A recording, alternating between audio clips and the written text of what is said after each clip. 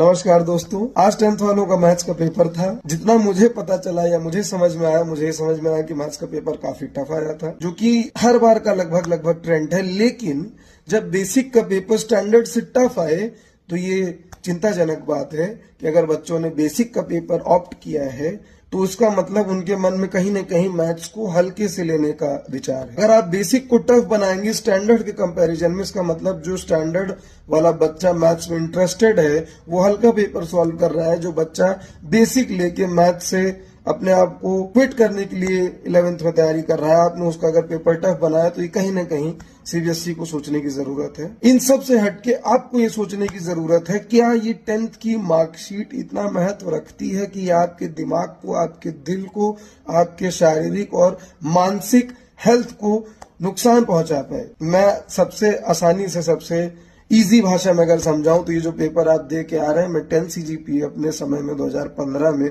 10 CGPA का holder हूं। मैंने 10 सीजीपीए 10th में लाया है और आज मेरी 10th की मार्कशीट सिर्फ और सिर्फ एसआईआर में हमारे नाम को, एफआईआर में हमारे डेट ऑफ बर्थ को, इसके अलावा कंफर्म करने के अलावा मेरी 10th की मार्कशीट मेरे पूरी जिंदगी में अभी तक कहीं कुछ काम नहीं है। अब आप इससे समझ लीजिए कि क्या ये आपके मेंटल हेल्थ को तय करने का पैमाना या क्राइटेरिया है।